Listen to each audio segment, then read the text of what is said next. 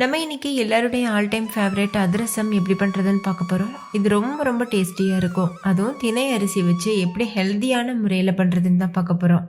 இது நார்மல் பச்சரிசி வச்சு செய்கிறத விடவே ரொம்ப ரொம்ப டேஸ்டியாகவும் சாஃப்டாகவும் இருக்கும். ஸோ மிஸ் பண்ணிடாமல் ட்ரை பண்ணி பாருங்கள். ஹாய் ஃப்ரெண்ட்ஸ், என் பேர் Abi. Welcome to Indian recipes Tamil. வீடியோக்குள்ள போகிறதுக்கு முன்னாடி நம்ம சேனல் இந்தியன் ரெசிபீஸ் தமிழை சப்ஸ்கிரைப் பண்ணிக்கோங்க. கூடவே இருக்க பெல் சிம்பலையும் கிளிக் பண்ணிக்கோங்க.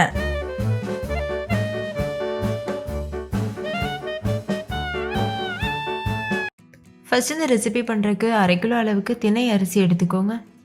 நம்ம வெறும் தினை அரிசி வச்சு மட்டும் இந்த ரெசிபி பண்ண முடியாது. இது கூட கொஞ்சம் பச்சரிசியும் சேர்த்து அதுக்கப்புறமா தான் நம்ம பண்ண முடியும்.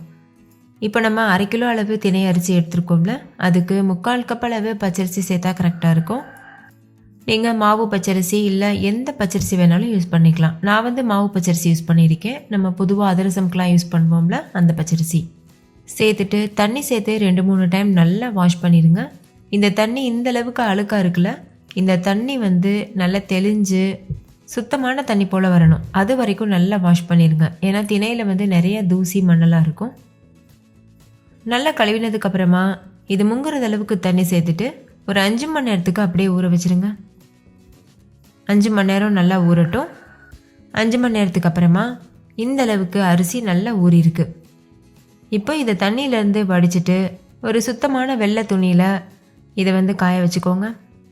கொஞ்சம் கூட தண்ணி இருக்கக்கூடாது. நல்லா வடிச்சிட்டு இது போல் சேர்த்துக்கோங்க. சேர்த்துட்டு இது நல்லா பரத்தி விட்டுருங்க. இது ஒரு 1/2 மணி நேரத்துக்கு காய்ஞ்சா போதும். ஃபேன் காற்றுக்கு கீழே ரொம்ப ட்ரையாகவும் ஆயிடக்கூடாது, அதே மாதிரி ரொம்ப தண்ணியும் இருக்கக்கூடாது. இப்போ நான் காமிக்கிறேன் பாருங்கள்.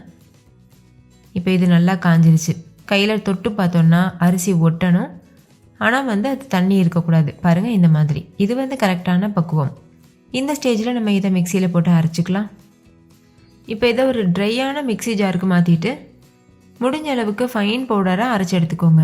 எந்தளவு முடியுமோ அந்தளவுக்கு நைஸாக அரைக்கணும். அரைச்சதுக்கப்புறமா இந்த மாதிரி ஒரு சன்னி வச்சுட்டு மாவு ஜலிக்கிற சன்னி வச்சுருப்போம்ல, அதில் சேர்த்துட்டு இதை ஜலிச்சுக்கோங்க. கண்டிப்பாக ஜலிக்கணும். ஜலிச்சோன்னா தான் நல்லா சாஃப்டான அதிரசம் கிடைக்கும். இதே போல் மீதி இருக்க எல்லா அரிசியையும் அரைச்சிட்டு இது மாதிரி ஜலிச்சு வச்சுக்கோங்க. இப்போ இந்த மாதிரி நம்மளுக்கு குருணை கிடச்சிருக்குல, இதை மறுபடிக்கும் மிக்சி ஜாரில் போட்டு அது கூட கொஞ்சம் அரிசியும் சேர்த்து அரைச்சிக்கணும். இதே போல் தான் அரைச்சிட்டே இருக்கணும். ஜலிச்ச மாவை இந்த மாதிரி அமுத்தி விட்டுக்கோங்க. அப்போ தான் அந்த ஈரம் காயாமல் இருக்கும். நம்மளுக்கு ஈரமாவு தான் தேவை அதிரசம் செய்கிறதுக்கு. அதனால் இந்த மாதிரி அமுத்தி விட்டுக்கோங்க. ரொம்ப அழுத்தக்கூடாது, ஜென்டிலாக ப்ரெஸ் பண்ணி விட்டுக்கோங்க. இப்போ எல்லா மாவும் அரைச்சி ரெடி பண்ணியாச்சு. இதை மூடி போட்டு மூடிட்டு அப்படியே ஒரு உரமாக வச்சுருங்க. அடுத்து நம்ம பாகு காய்ச்ச ஸ்டார்ட் பண்ணிடலாம். அதுக்கு ஒரு பாத்திரத்தில் 1/2 கிலோ அளவு வெல்லம் எடுத்துக்கோங்க.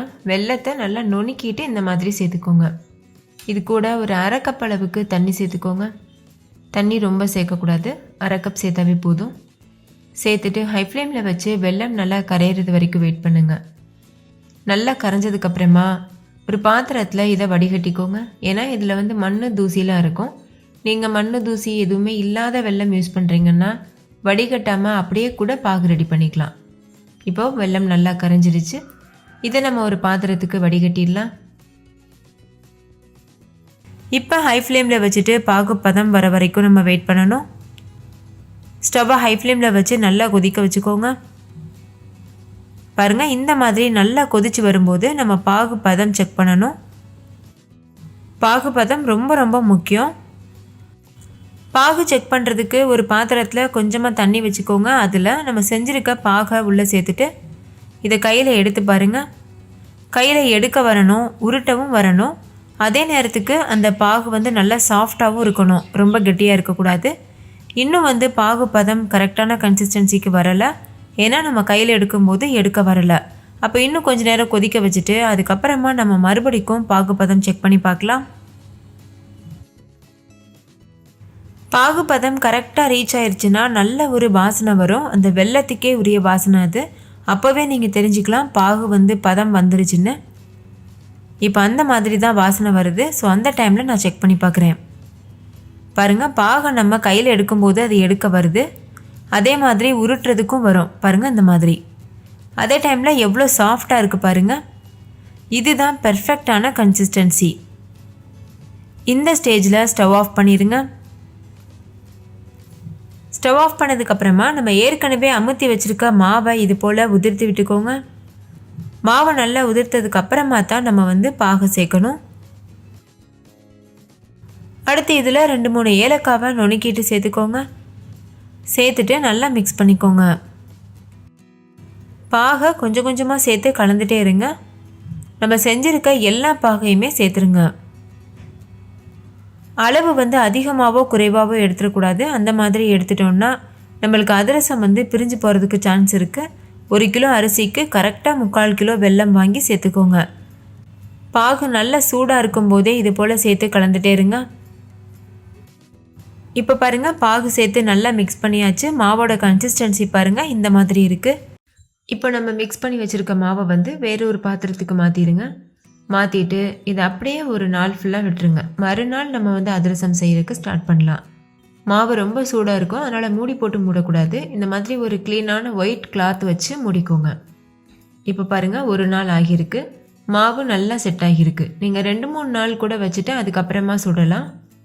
நான் வந்து ஒரு நாள் மட்டும்தான் ஊற வச்சுருக்கேன். ஃப்ரிட்ஜிலலாம் வைக்க வேண்டாம், வெளியில் வச்சுக்கோங்க. இப்போ இந்த அளவுக்கு மட்டும் மாவு எடுத்துக்கோங்க. எடுத்துகிட்டு கையில் வச்சு ரவுண்ட் ஷேப்க்கு உருட்டிக்கோங்க. உருட்டிட்டு ஒரு வாழை இலையில் கொஞ்சமாக எண்ணெய் அப்ளை பண்ணிவிட்டு நம்ம எடுத்து வச்சுருக்க மாவை அதிரசம் ஷேப்க்கு தட்டிக்கோங்க. நீங்கள் நடுவில் ஓட்டை போட்டு அந்த மாதிரியும் அதிரசம் பண்ணலாம், இல்லை அப்படியே நார்மலாக தட்டிட்டு கூட அதிரசம் செய்யலாம். நான் இன்றைக்கி நடுவில் ஓட்டை போட்டு அந்த மாதிரி தான் அதிரசம் செய்ய போகிறேன். உங்களுக்கு எது விருப்பமோ நீங்கள் அந்த மாதிரி பண்ணிக்கலாம். பாருங்கள், இந்த மாதிரி நார்மலாக கூட பொரிக்கலாம். அப்படி இல்லைன்னா இந்த மாதிரி நடுவில் ஒரு விரல் வச்சுட்டு இது போல் ஓட்டை போட்டுட்டு அதுக்கப்புறமா நீங்கள் எண்ணெயில் பொரிக்கலாம். இப்போ பாருங்கள், எண்ணெய் நல்லா சூடாக இருக்குது. எண்ணெய் நல்லா சூடானதுக்கப்புறமா ஸ்டவ்வை மீடியம் ஃப்ளேமில் வச்சுட்டு இந்த மாதிரி நம்ம செஞ்சு வச்சுருக்க அதிரசத்தை உள்ளே சேர்த்துருங்க. சேர்த்துட்டு அதிரசம் வந்து தானாகவே மேலெலும்பி வரும். அதுக்கப்புறம் தான் நம்ம திருப்பி விடணும். அதிரசம்க்கு பொதுவாக பாகுபதம் ரொம்ப ரொம்ப முக்கியம். பாகுபதம் கரெக்டாக இருந்தால் மட்டும்தான் அதிரசம் எண்ணெயில் போட்டதும் பிரிஞ்சு போகாமல் வரும். பாகுபதம் அதிகமாகிடுச்சுன்னா மொறுமொறுவாக இருக்கும் அதிரசம். அதே மாதிரி பாகுபதம் வர்றதுக்குள்ளவே நீங்கள் ஸ்டவ் ஆஃப் பண்ணியிருந்தீங்கன்னா அதிரசம் எண்ணெயில் போட்டதும் பிரிஞ்சு போயிடும். இப்போ இந்த மாதிரி 2 பக்கம் திருப்பி விட்டு கலர் முழுமையாக சேஞ்ச் ஆனதுக்கப்புறமா நம்ம வெளியில் எடுத்துடலாம். ஸ்டவ் வந்து மீடியம் ஃப்ளேம்லேயே இருக்கட்டும். இதே போல் மீதி இருக்க எல்லா அதிரசமும் நம்ம பொரிச்சு எடுத்துடலாம்.